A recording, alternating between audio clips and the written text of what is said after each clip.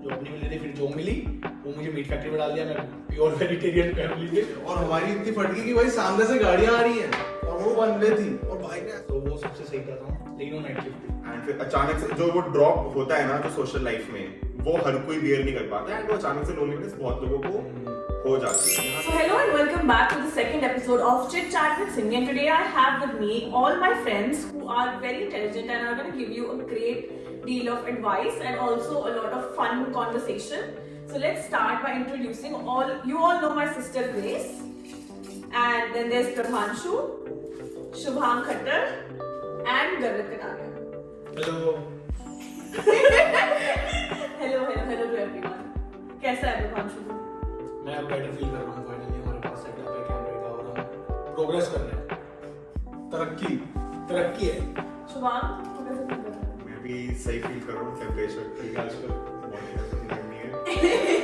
मुझे नहीं लगता बहुत अजीब है, पीछे में इतनी ज्यादा स्नो थी और अभी अचानक से एक लाइक दूर तक स्नो नहीं है। सब मेल्ट हो गई है। मूविंग ऑन, गर्वित तू कैसा है? बहुत बढ़िया जी। स्टार्ट करते हैं प्रभांशु से। कैसा रहा तेरा इनिशियल एक्सपीरियंस जब तू कनाडा आया? सच बताना है। हाँ बढ़िया ही चल रहा है वैसे सब कुछ। चल रहा नहीं है, कैसा था जब तू कनाडा आया? तो बिगनिंग वाज टफ,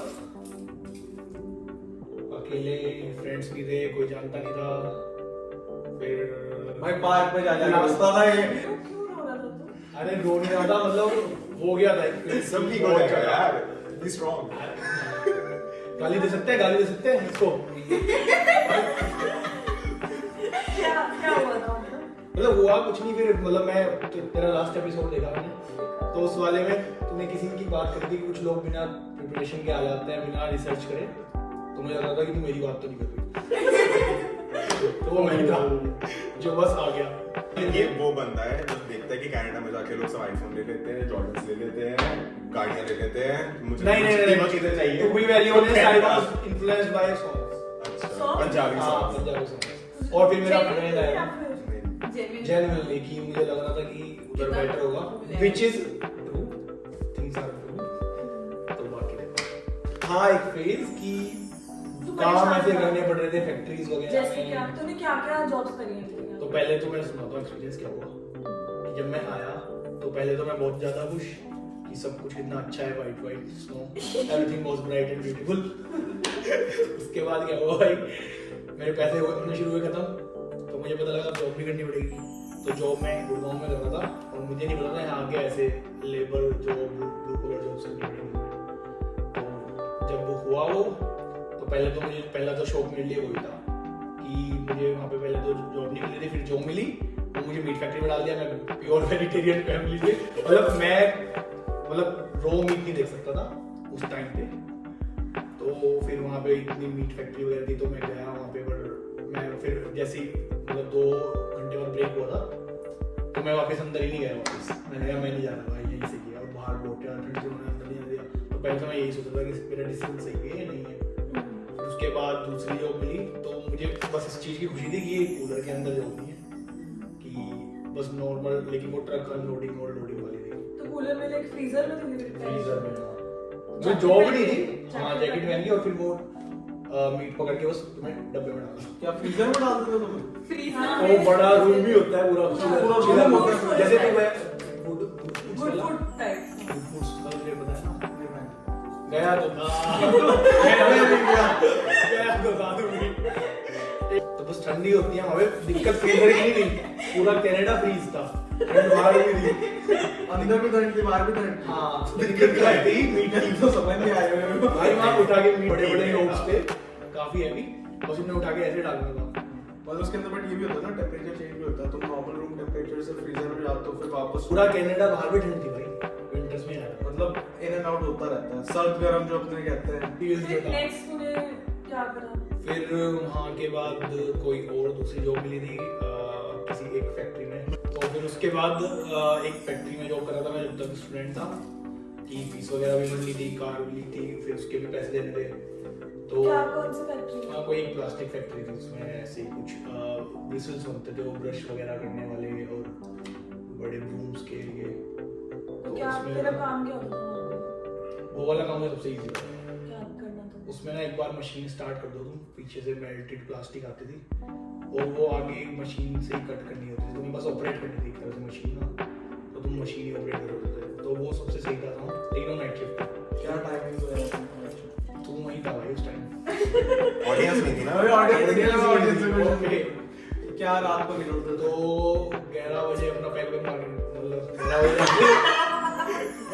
मजाक कर रहा हूँ ये भी, 11 बजे चले जाते थे, मतलब 11 बजे मतलब पहुंचना होता था और सुबह 7 बजे तक होती थी, फिर कॉलेज होता था, उसके बाद सोते कब से? असल थी भाई, आते ही सो जाता था, Yeah. कॉलेज स्किप था, कॉलेज 2 ही दिन था तो कौन सी कॉलेज में था तू? जब दिल लगा थी Right. फ्रेंच फ्रांस फ्रांस जो पढ़ा फ्रांस। फिर तूने गाड़ी कैसे लेना डिसाइड किया? लाइक ऑब्वियसली मीन्स मुझे लगा कि एक तो ठंड से बचूंगा मैं, पहली चीज वो बस वाला ट्रेवल था जो 6-7 मंथ्स ठंड में, तो मुझे लगा कि नाइट शिफ्ट में जाने के लिए बस का वेट करना है, तो सोचा कि गाड़ी ले लेते हैं।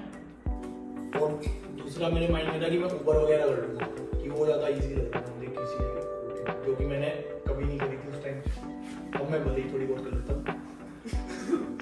तो बस गाड़ी लेनी इसलिए थी कि ठंड से बचा जाए, ट्रैवलिंग इजी हो जाए, कम्यूट इजी हो जाए, और क्या करें, बाकी तो चल ही रहा है, घूमना फिरना। नहीं याशी तो गाड़ी में नहीं करी कुछ ऐसे, घूमना फिरना ही करा गाड़ी से। तो कितने की ली तूने गाड़ी? उस टाइम पे सस्ती थी, कौन से तो जोन? डिगिन कर रही है ज़्यादा। फाइनेंसेस मत एक्सपोज। हाँ ये मतलब इन जनरल कितने तक की गाड़ी एज उस टाइम पे मुझे 7,000 तक की पड़ी थी इंक्लूडिंग टैक्सेस। तो तूने कैश पे ली थी या फाइनेंस पे? खुले खर्चे भाई। और वैसे तेरा कितना लाइक खर्चा आता है मंथली कार का? पार्किंग का आता है कुछ 250 के अराउंड, बट अगर तुम चाहो तो वो भी मिल जाती है स्ट्रीट पार्किंग, बट उसमें टिकट्स ज़्यादा पड़ते हैं और फिर स्नो वगैरह की दिक्कत, तो अंडरग्राउंड बेटर है। और उसमें 250 अराउंड वो पार्किंग ही है बस मेन तो, और इंश्योरेंस ईयरली $70-80 महीने का। वो तो घट ही रहा है, पता नहीं चल रहा। और Plus पेट्रोल अगर- वगैरह तो खुद के ऊपर पेट्रोल भी चल ही रहा है हर हफ्ते फुल, और अगर कोई टिकट तो एक लगी जाती है टिकट तो पड़ी गई 3 और। तो 500 मान लो ये अब मुझे रीथिंक करनी पड़ेगी भाई। मिनिमम, मतलब इसमें पेट्रोल इंक्लूड। मुझे भी लगता है वर्थ इट है गाड़ी में। डिपेंड करता है, अगर शोशाबाजी में नहीं हो यार, डिपेंड करता है पर्सन टू पर्सन, अगर किसी की फाइनेंशियल कंडीशन कैसी है, तो क्या पता बंदा वो सामने वाला फरारी अफोर्ड कर सकता हो, मैं उसे ज्ञान दे रहा हूँ कि भाई ये मत ले तुम होंडा खामखा परेशान हो। नहीं बट लेकिन वैसे लाइक एवरेजली को लगता है कि वर्थ इट है। अगर कोई अभी न्यू आया है स्टूडेंट या फिर कोई भी इमिग्रेंट आया है, मोस्टली लोग गाड़ी नहीं लेते कि पब्लिक ट्रांसपोर्ट तो है ही, इतनी यूज नहीं होगी, पार्किंग भी खरीदनी पड़ेगी, काफी एक्सपेंसिव दिखते हैं, तो तुझे लगता है कि इज इट वर्थ इट अगर तुम गाड़ी अपने पर्सनल यूज के लिए ले रहे हो? नहीं अगर हाँ तुम अर्निंग नहीं कर रहे ना कार से एज अ स्टूडेंट, तो it is not making sense. And Montreal में तो सब कुछ पब्लिक ट्रांसपोर्ट इतना परफेक्ट है, कोई दिक्कत आती ही नहीं है। या फिर तुम्हें अय्याशी नहीं करनी भाई, जैसे फाइनली एंड अगर तुम्हें जैसे रोड ट्रिप से जाना है लंबे जैसे, तो एक दोस्त बना के रखना चाहिए इसके पास बना के रखना चाहिए। अगर तुम्हारे पास वो दोस्त नहीं है तो फिर ऑटो कम्यून होता है, कम्यून रेंट कर सकते हो गाड़ी। कम्यून ऑटो काफी ज्यादा कन्वीनियंट रहता है, तो तुम इंडियन लाइसेंस से भी वो चला सकते हो। और ये वो नहीं है, पेड स्पॉन्सरशिप नहीं है कम्युनिटी। वैसे भी मुझे लगता है मॉन्ट्रियल में इंडियन लाइसेंस पे गाड़ी चलाना तो बहुत सिंपल है। अगर बहुत तुम्हारे पास simple है। मतलब कि तुम्हारे पास अगर कोई भी वर्क परमिट या स्टडी परमिट कुछ भी टेम्परेरी परमिट है टूरिस्ट की, तो तुम जितनी देर तक तुम्हारा परमिट है तुम गाड़ी इंडियन लाइसेंस पे चला चला सकते हो। एक बारी किसी फ्रेंड के साथ चले जाओ जिसको रूल्स पता हो, उसके साथ सब समझ लो कि कैसे चलाना। सीधा इंडिया वाला ड्राइविंग वाली नॉलेज लेके मत चलाना, सीधा डायरेक्टली। भाई एक बार गया था, उसके बाद से अब कॉन्फिडेंट।